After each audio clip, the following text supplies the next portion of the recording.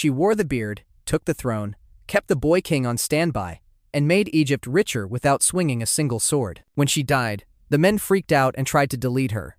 Because nothing scares a dynasty like a woman who wins. Born a pharaoh's problem, Hatshepsut was born into the palace of Thutmose I, a military commander who earned his crown with a sword, not a bloodline. His marriage to Ahmose, a woman with royal pedigree, sealed his status. Together, they had one surviving legitimate child. Her. She had the name, the palace, the education.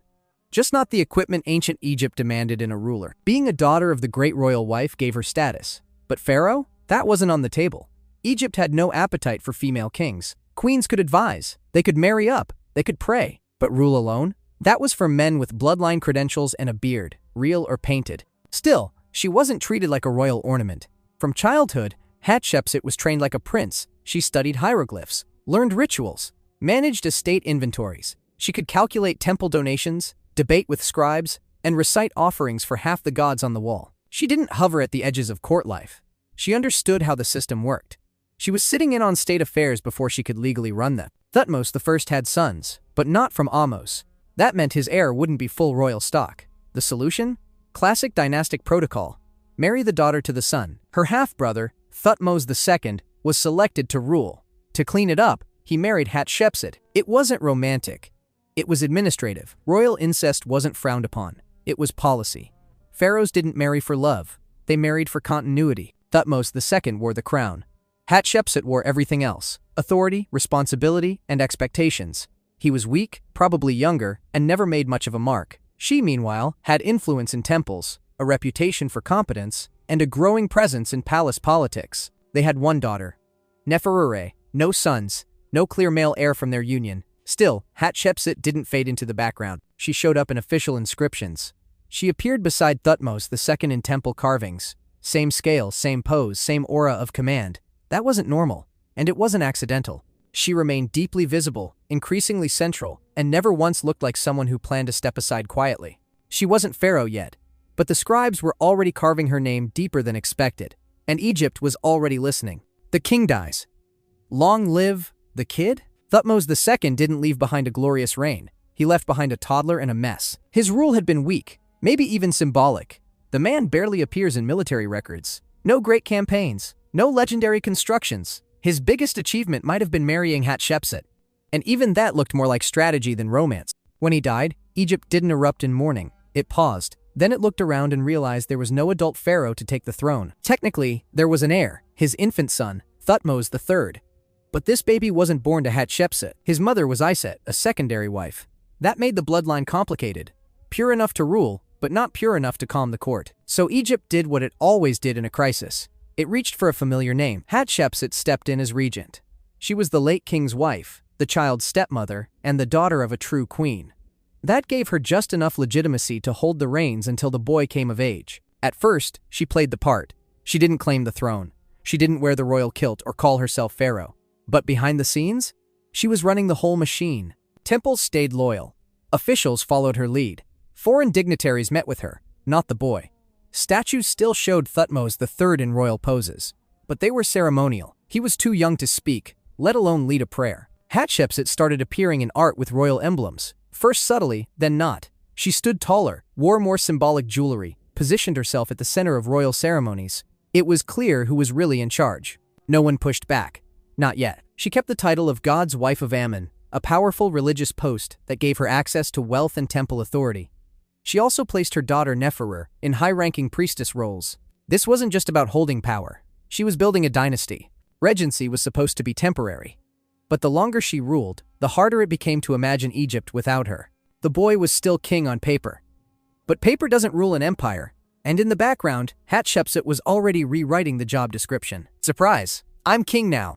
By her 7th year as regent, Hatshepsut stopped pretending. She didn't announce it with fireworks. There was no coup, no exile, no sudden death of Thutmose III, just a quiet shift in titles, temples, and artwork. And just like that, Egypt had a female pharaoh. The scribes called it a coronation. But this wasn't some rushed power grab. It was a methodical climb. She had already secured the priests, the bureaucracy, the army, and public support. All she needed was a formal excuse and divine permission, so she gave herself both. At Karnak, temple walls claimed Amun, king of the gods, had appeared in disguise to father Hatshepsut, with her mother, Queen Ahmose. It wasn't metaphor.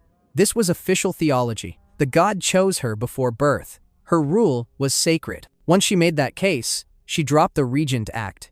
She took on the full 5 royal titles. That included the throne name Matkare, meaning truth is the soul of the sun god. She wasn't styling herself as queen anymore. She was Pharaoh Hatshepsut, full stop. Visually, she went even further. In carvings, she appeared wearing the royal kilt, the Nemes headdress, even the false beard. At first, the images still called her daughter of Thutmose. Over time, they dropped the feminine pronouns completely.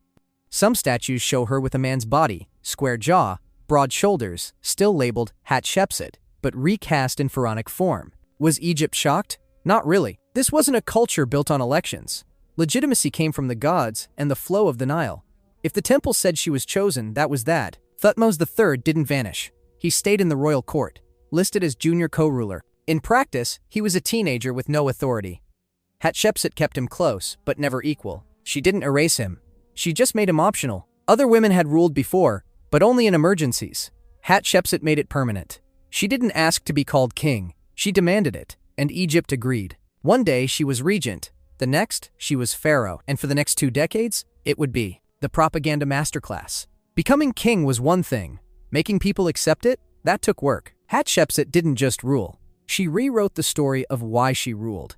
And she did it so thoroughly. Half of Egypt probably believed the gods mailed her a job offer. Her PR campaign started at Karnak, where stone walls told a new version of her birth. According to her inscription, the god Ammon disguised himself as Thutmose I and slept with her mother. That made Hatshepsut, technically, the daughter of Amun himself. Divine blood, pre-approved by heaven. It didn't stop there. Another inscription claimed Thutmose I had publicly named Hatshepsut his successor. There's no evidence he actually did, but once the story was carved into temple walls, it became fact by default. Stone doesn't argue. Every temple she touched repeated the same themes. Legitimacy, divine will, destiny fulfilled. The more you saw her name next to Amun's, the more normal it felt. And her name was everywhere. Obelisks at Karnak bore her titles. Reliefs showed her making offerings to the gods as if she'd been pharaoh from birth. Statues multiplied across Upper and Lower Egypt, some with her in full male regalia, others blending masculine and feminine features to normalize the image. She even got creative with her titles. Rather than calling herself king's wife or queen mother, she went with king of Upper and Lower Egypt and son of Ra. Yes, son, because that's what pharaohs were called. She wasn't here to soften the job.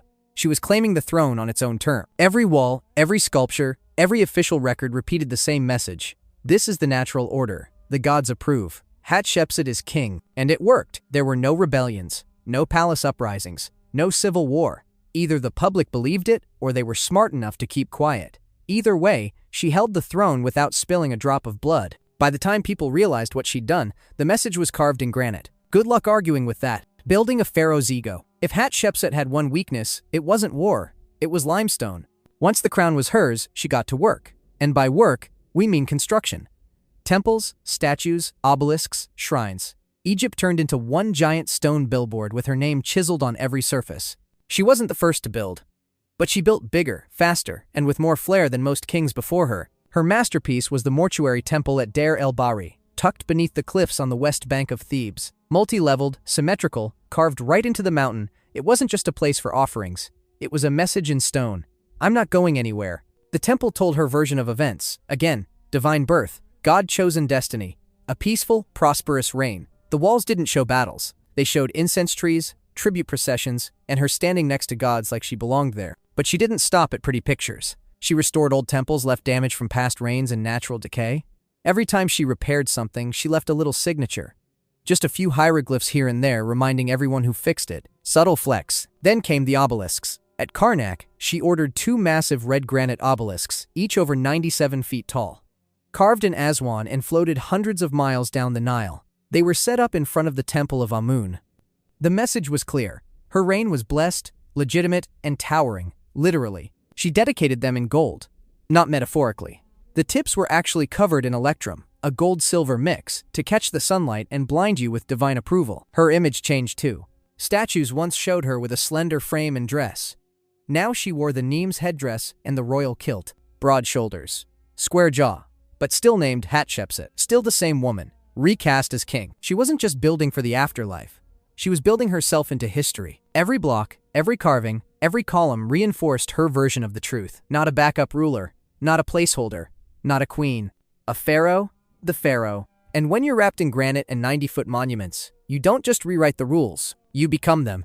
Expedition to the edge of the world. Hatshepsut didn't build her power on conquests. She built it on trade. Instead of sending soldiers, she sent ships. Instead of bringing back prisoners, she brought back perfume trees, gold, ivory, incense, and animal skins. She didn't need a war to prove she ruled the world. She just needed a successful business trip. Her most famous expedition was to a mysterious land called Punt.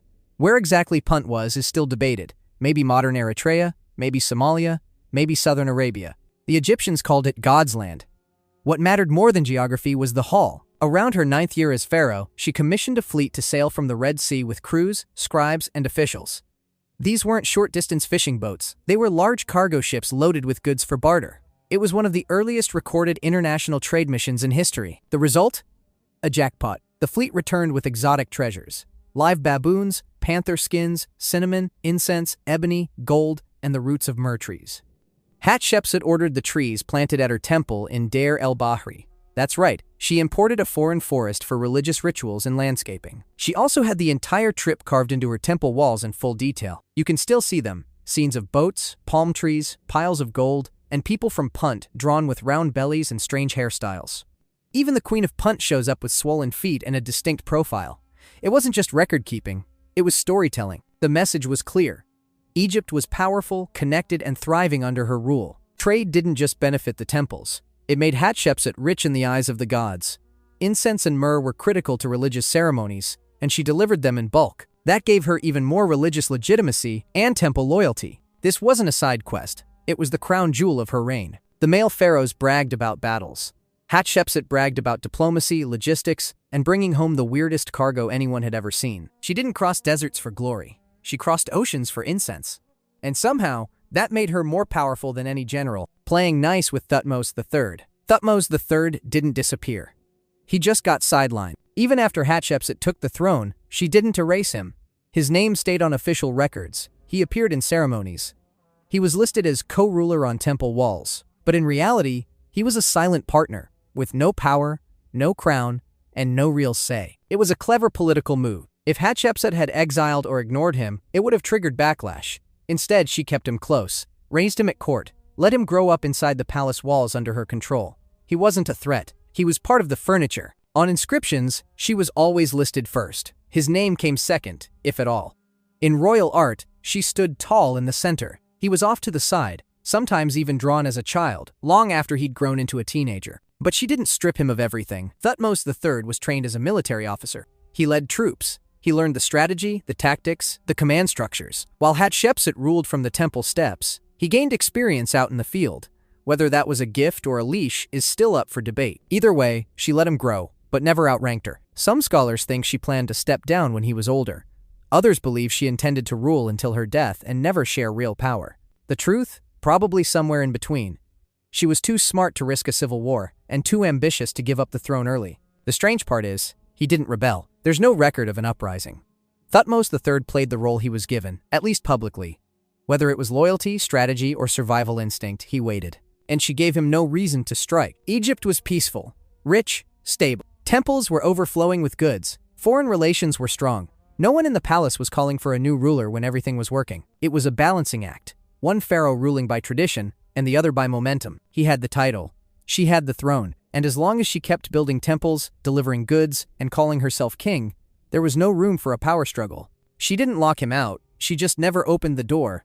The Vanishing Act. One day, Hatshepsut was pharaoh of Egypt. The next, she was gone. There's no record of her death, no grand funeral inscription, no royal announcement, just a sudden halt in the monuments, a name that stopped appearing, and a shift in who stood alone on the throne. Thutmose III stepped in quietly, cleanly, and without a war. He didn't need to fight for it. She either died naturally or stepped down. Most historians believe she died around her 22nd year as king, but no one carved that into stone. For someone who had plastered her legacy across half of Egypt, her exit was a whisper, and that's when the chisels came out. Temples that once showed her standing with the gods were recarved. Statues were smashed. Inscriptions were edited. Walls that had called her King of Upper and Lower Egypt now featured Thutmose III in her place. It wasn't immediate. The erasure began about 20 years after her death. That's what makes it so strange. If Thutmose III had truly hated her, Why wait 2 decades? He had full control for years and didn't touch her legacy. Then, suddenly, systematic deletion. But not total deletion. Some monuments were altered. Others were left alone.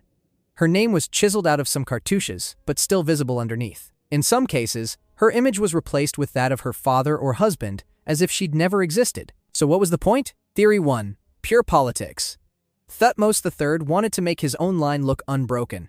Father to son, no woman interrupting the chain. Theory 2. Religious pressure. A female pharaoh messed with tradition, and the priesthood wanted the record fixed. Theory 3.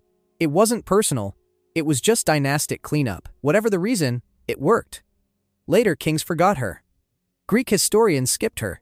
For centuries her name was lost. Even when her temple stood untouched, no one realized a woman had ruled as king. Her statues were buried, her story was rewritten, her accomplishments were reassigned. Hatshepsut didn't just vanish, she was professionally deleted. And for a while, it stuck. The woman who built obelisks and reigned like a god was reduced to rubble, not by enemies, by the people who inherited her empire. Tomb swaps and hidden corpses. Hatshepsut may have ruled like a king, but her afterlife was a logistical nightmare. She originally built a royal tomb, KV-20, cut deep into the cliffs of the Valley of the Kings. It was long, twisted, and ambitious, probably intended for both her and her father, Thutmose I. Their sarcophagi were placed side by side. Pharaoh and daughter. Equals in eternity. Then plans changed. After she took the throne, her burial setup shifted.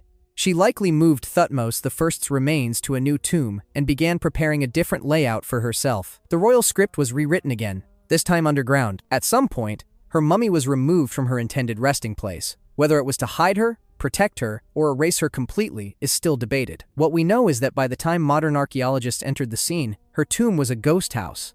Empty, robbed, anonymous. For decades, her body was missing. Some guessed it had been destroyed. Others assumed it was still buried in an undiscovered chamber. But her name was gone, her sarcophagus cracked, and no one could say for sure where the most powerful woman in Egyptian history had ended up. Then in 1903, a forgotten tomb called KV-60 turned up. Inside were 2 mummies, one clearly identified as Hatshepsut's nurse, Sitre, the other was unmarked. No wrappings, no jewelry, no coffin with a name. It sat in storage for over a century. Then in 2007, scientists tested a molar found in a wooden box labeled with Hatshepsut's cartouche. The tooth didn't match the nurse, but it matched the jaw of the unidentified mummy. That was it. After 3,000 years, they had her. What they found wasn't a coffin stacked with gold, but the brittle remains of a body and a tooth that proved it was hers. The mummy showed signs of obesity, arthritis, cancer, and diabetes. It wasn't the glamorous image painted on temple walls, but it was her, the builder of obelisks, the master of spin, the forgotten pharaoh. Her body had been shoved into a side tomb, stripped of titles, and buried like an afterthought. And yet, she outlasted everyone. She ruled Egypt, vanished from history, got misfiled in a storage room, and still got identified by a single tooth. Turns out you can delete names from stone, but dental records are forever. History, rewritten by sandblasting. For over 3,000 years, Hatshepsut's story was written in stone, then scraped off one wall at a time. Modern Egyptologists spent decades putting it back together. When early archaeologists first saw her temples in the 1800s, they thought they were built by Thutmose III. That's what the edited inscription said. Her statues had male features. Her name was often chiseled out. Most assumed she'd just been one of his wives.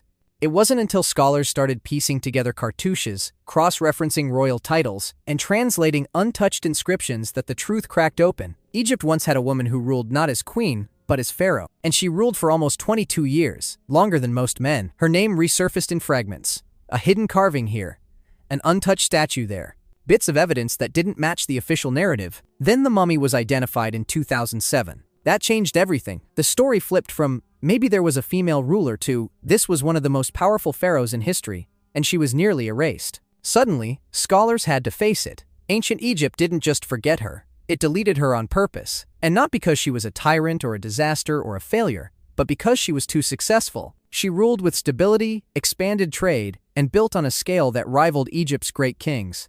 And she did it without a war, without a prince, and without pretending to be temporary. For centuries, historians credited Thutmose III with all the progress made during her reign. He got the legacy. She got edited out. Now, textbooks are catching up. Hatshepsut is no longer a footnote. She's a headline. Her mortuary temple is considered one of Egypt's architectural masterpieces. Her obelisks at Karnak still stand. Her mummy is on display at the Egyptian Museum in Cairo, no longer anonymous. The irony? The ancient erasure nearly worked. But modern science, archaeology, and a stray molar overturned the whole narrative. They tried to make her a shadow.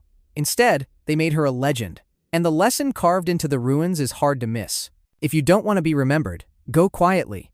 If you want to rule forever, build in stone, lie like a god, and let the future find your tooth.